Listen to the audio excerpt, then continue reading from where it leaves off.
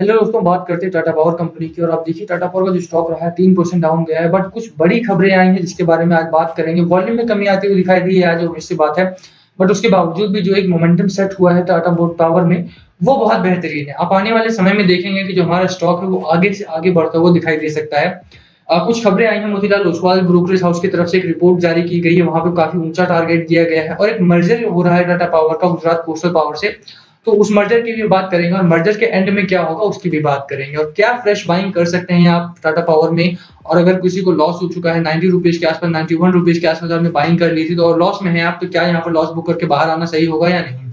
सारे क्वेश्चन के बारे में डिटेल में बात करेंगे। बट अगर आप चैनल पे नए हो तो चैनल पे सब्सक्राइब कर लो and hit the bell icon so that you get the notification on time. चलिए शुरू करते हैं। बात करें टाटा पावर की तो आप देखिए 87 रुपीज का हमारा स्टॉक है और यहाँ पर फ्राइडे को भी यहीं पर आकर रुका था। बाजार थोड़ा सा दबाव में दिखाई दिया है हमें, तो उसकी भी बात करेंगे हम। आप देखिए कि एनएसई पर अगर वेबसाइट पर जाएं हम, तो यहाँ पर ओवरऑल निफ्टी 50 की बात करें तो दबाव दबाव में था। निफ्टी नेक्स्ट 50 हमारा थोड़ा सा डाउन गया है, निफ्टी मिड कैप में डाउन गया है। एफआईआई एंड डीआईए जो नेट सेलर नेट बायर्स में हुआ करते थे, वो नेट सेलर्स में कन्वर्ट हो गए हैं, क्योंकि वो लोग अब इस लेवल को, एक जो चेक हो चुका है 15,150 का जो लेवल है, सभी को लगता है कि ये सस्टेन नहीं करेगा क्योंकि बाजार बहुत ऊंचाई पर क्योंकि एफआईआई की जो फ्लो आ रहा है वो बहुत अच्छा है। और इस समय पर एफआईआई के भरोसे ही बाजार उछला है, क्योंकि आप देखिए कि इंडिया की जीडीपी बहुत माइनस में है, बल्कि इन्फ्लेशन काफी हाई है, अनएम्प्लॉयमेंट रेट काफी हाई है। उसके बावजूद भी अगर बाजार ऊपर जा रहा है तो इसका कारण एफआईआई का डेटा ही है। तो एफआईआई ने आज बहुत ज्यादा बिकवाली की है बाजार में, उसकी वजह से बाजार थोड़ा सा डाउनवर्ड गया है। एंड जो एक नया लेवल टेस्ट किया है बाजार ने, उसको भी आप देख सकते हैं। चाहे बैंक निफ्टी की बात करें तो 2:20 के आसपास आप देखिए यहाँ पर समय है। नीचे की है ट्यूसडे फरवरी 14:20 यानी 2:20 के आसपास निफ्टी बैंक हमारा ऑल टाइम हाई पर था। 36,452 का लेवल टेस्ट किया इसने।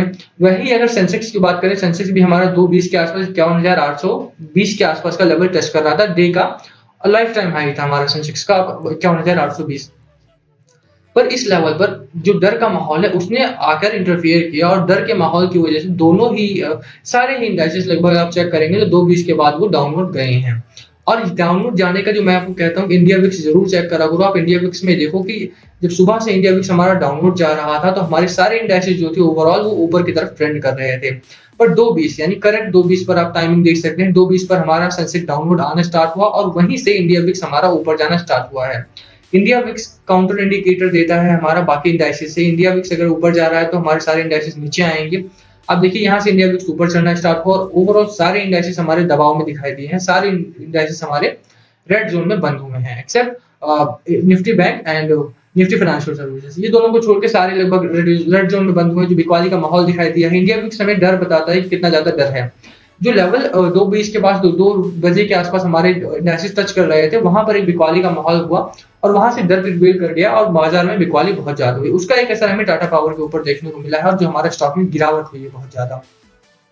तो टाटा पावर कंपनी के जो गिरने के रीजंस रहे हैं, सबसे पहला कारण रहा है डर, और वो भी सब एक्सटर्नल रीजंस की वजह से। इंटरनली टाटा पावर कंपनी बहुत स्ट्रांग है इस समय पर, और यहाँ से मुझे लगता है कि आने वाले समय में आप देखेंगे कि स्टॉक हमारा आगे बढ़ता हुआ दिखाई दे सकता है। उसके कई रीजन है। एक तो मैं आपको बता दूं कि टाटा पावर का जो एक डिलीवरी परसेंटेज है वो ठीक ठाक होता चला जा रहा है। आप देखिए 31-32% के आसपास की डिलीवरी है, और डिलीवरी परसेंटेज जब भी अच्छा होता है हमारा, तो एक चीज तय कर लेनी चाहिए कि आने वाले समय में जो हमारा स्टॉक है वो फिर से एक अच्छा खासा मूवमेंट दिखाएगा। यहाँ पर बुलिश जोन में ऑलरेडी हमारा स्टॉक है, तो आपको डरने वाली बात ही नहीं है कि स्टॉक हमारे गिर गया तो क्या होगा। यहाँ से स्टॉक हो रहा है अभी एक वीक, तो आप मान लीजिए कि ये हफ्ता हमारा बुलिश जोन में ही रह सकता है। और एक जो अगर मैं बात करूं कि यहाँ पर मोतीलाल ओसवाल की देखिए अभी रिपोर्ट है, और 5 फरवरी की रिपोर्ट है, इसी महीने 2 दिन पहले की, मतलब 5 फरवरी को ट्रेडिंग सेशन में ही रिपोर्ट आई थी। और यहाँ पर इन्होंने 105 रुपए का टारगेट दिया था, नियर बाई 17% के आसपास का टारगेट इन्होंने रखा था वहां पे। ये रिपोर्ट आप पढ़ सकते हैं मोतीलाल ओसवाल के ब्रोकरेज वेबसाइट पर जाकर। तो वहां से आप देखेंगे तो टाटा पावर का जो स्टॉक है 105 रुपए का नियर बाई टारगेट है। तो कम से कम आप मान सकते हैं कि जो ये नियर बाई टारगेट है इसको तो अचीव करेगा ही करेगा हमारा स्टॉक आने वाले समय में। तो एटलीस्ट आपको 105 तक तो रुकना होगा यहाँ से, एक इस खबर की वजह से, ठीक है। अब अगली खबर की मैं बात करता हूँ जिसकी वजह से मुझे लगता है कि आप इस स्टॉक को 1 साल 2 साल भी होल्ड करके चलें तो ही बेहतर होगा। और टाटा पावर का स्टॉक भी ऐसा ही है, अगर आप 2 साल होल्ड करके चलें तो ही ज्यादा बेहतर होगा। शॉर्ट टर्म का स्टॉक टाटा पावर नहीं है, और मैं तो शॉर्ट टर्म के लिए आपको रिकमेंड भी नहीं करूंगा। और आप बाइंग करते हैं तो सिर्फ लॉन्ग टर्म के लिए अगर सोच के करते हैं तो यहाँ पर आप अच्छा खासा एक रिटर्न बना सकते हैं।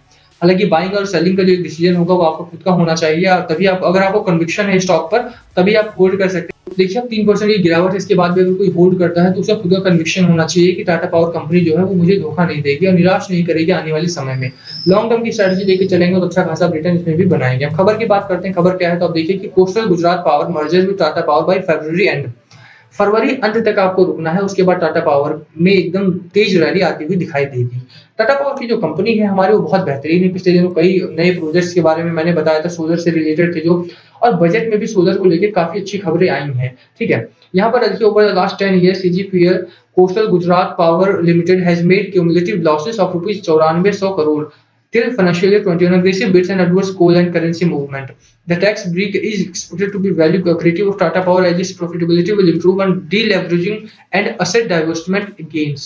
तो यहाँ पर जो सीजीपीएल है हमारी यानी कोस्टल गुजरात पावर लिमिटेड, वहां पर लगातार 10 सालों से लॉस हो रहा है। 99,400 करोड़ का लॉस हो चुका है लगभग फाइनेंशियल ईयर 20 तक, और यही एक कारण है कि टाटा पावर के साथ मर्जर किया जा रहा है। अब देखिए अगर मर्जर होता है तो टाटा पावर को एक एक्स्ट्रा पावर मिलेगी और एक्स्ट्रा सपोर्ट मिलेगा और वहां से एक्स्ट्रा असेट्स भी आएंगी जिसका यूज करके टाटा पावर और ज्यादा प्रॉफिटेबल होगी। तो फ्यूचर आप देखेंगे तो यहाँ पर फ्यूचर बहुत अच्छा दिखाई देता है टाटा पावर का। मर्जर के बाद आप देखेंगे स्टॉक में हमारा आग लगती हुई रैली दिखाई देगी। यहाँ पे ये पूरी रिपोर्ट आप फाइनेंशियल एक्सप्रेस में भी पढ़ सकते हैं। CLSA securities needs this report Tata power said the company will host a shareholder meet this month to approve the merger of its subsidiaries.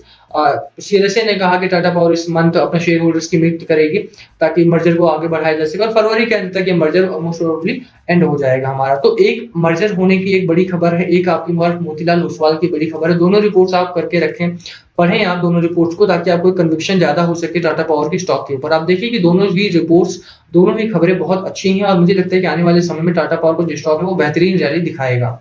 अब बात करें कि आज की गिरावट के बारे में बात की हमने, आज बढ़ेगा कितना और कितना टारगेट लेके चल सकते हैं उसकी बात की हमने। चार्ट की अगर हम बात करें तो आप देखिए चार्ट हमें ठीक ठाक दिखाई देता है। यहाँ से एक अच्छी खासी रैली आई थी हमारी, और जब भी एक बड़ी रैली आती है तो वहां पे एक कूलिंग पीरियड आता है और ये कूलिंग पीरियड यहाँ पर चल रहा है। जो एक 87 का लेवल है हमारा और 90 रुपीज के आसपास का जो लेवल है हमारा वो टेस्ट कर रहा है बार बार स्टॉक और वहां से ऊपर नहीं निकल रहा है। तो उसके पीछे एक कारण है कि जो हमारा एक रेजिस्टेंस जोन बन रहा है, जो नियर बाय रेजिस्टेंस जोन है हमारा, वो ब्रेक करना थोड़ा सा मुश्किल है इस लेवल पर। 92 रुपीज का एक 92 रुपए 93 रुपए आप कह सकते हैं, 93 रुपए के आसपास जो हमारा एक रेजिस्टेंस जोन बन रहा है यहाँ पे, वहां पर बाइंग स्लो है इस समय पर। और बाइंग इसलिए स्लो है क्योंकि जो इस तरह की खबरें हैं उसे सभी इंजॉय करना चाहते हैं, मेनली बड़े इंस्टीट्यूशनल इन्वेस्टर्स। तो वहां पर इसके लिए भी कई बार स्टॉक को हमें नीचे बना के रखा जाता है ताकि वो लोग बाइंग कर सकें अच्छे से। एंड डीआईआई यहाँ पर नेट सेलर्स में थे तो उसका भी आज एक असर दिखाई दिया है टाटा पावर के स्टॉक पर। गिरने के बहुत सारे कारण हैं और एक कूलिंग पीरियड है जो उसका भी चल रहा है, तो वो बहुत इंपॉर्टेंट है, आपको वहां पर थोड़ा सा वेट करना पड़ सकता है। बट जो दोनों ही खबरें हैं वो बहुत बेहतरीन है और आने वाले समय में आप देखेंगे स्टॉक अच्छी खासी रैली दिखाएगा। यहाँ पर भी आप देखिए तो मैकडी की लाइन हमारी बुलिश जोन में है, प्योरली बुलिश जोन ऊपर की साइड है और मैकडी की जो हिस्टोग्राम है हमारा वो भी ऊपर की साइड बन रहा है, अपर साइड में बन रहा है। ये भी एक पॉजिटिव चीज है। तो आप चाहे मैकडी की बात करें, चाहे हिस्टोग्राम, चाहे आरएसआई की बात करें, तो ये हमारा 60 है आरएसआई। आप देखिए रिलेटिव स्ट्रेंथ भी हमारी काफी अच्छी है यहाँ पर, तो ये भी एक पॉजिटिव खबर है। चार्ट काफी स्ट्रांग है हमारा इस समय पर और जो खबरें आ रही हैं टाटा पावर को लेकर वो बहुत अच्छी हैं।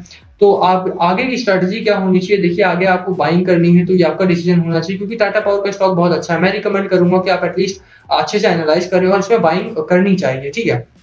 मेरा कन्विक्शन है स्टॉक में कि टाटा पावर एक अच्छा स्टॉक, एक अच्छा पोर्टफोलियो में स्थान ले सकता है ये, और यहाँ पर आपको आने वाले समय में अच्छा खासा प्रॉफिट भी मिल सकता है अगर मोतीलाल ओसवाल की माने तो, ठीक है? तो अगर आपको बाइंग करनी है तो थोड़ा सा एनालाइज करें आप खुद भी और उसके बाद बाइंग कर सकते हैं। इसमें जिसने बाय कर रखा है तो उसे मैं होल्ड करने के लिए बोलूंगा यहाँ पर।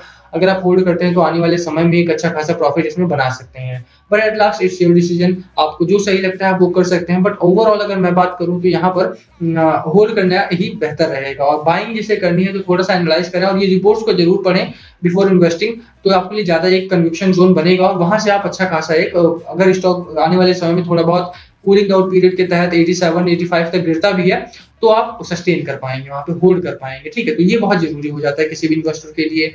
तो फिर 105 का हमारा नियर बाई टारगेट है और लॉन्ग टर्म टारगेट की बात करूं तो 200 का मेरा टारगेट अभी भी इंटैक्ट है। 1 साल 1.5 साल का मेरा लॉन्ग टर्म का होराइजन रहता है। मैं शॉर्ट टर्म के लिए एडवाइस नहीं करूंगा बिल्कुल भी बाय करने के लिए। शॉर्ट टर्म के लिए बाय करो, लॉन्ग टर्म के लिए बाय करना है तो आप थोड़ा सा एनालाइज करके और बाय कर सकते हैं। बहुत बेहतरीन स्टॉक है, रडार पे जरूर रखिए क्योंकि अच्छा स्टॉक है, मिस नहीं होना चाहिए किसी से भी। और अगर आपको लगता है कि आपके पैरामीटर्स में खरा उतरता है तो टाटा पावर में बाय सिग्नल दिया जा सकता है, ठीक है? तो इसी के साथ वीडियो खत्म करते हैं। वीडियो पसंद आए वीडियो को लाइक करना, चैनल पर नए हो तो चैनल को सब्सक्राइब कर देना, hit the bell icon so that you get the notification on time. Thank you for watching.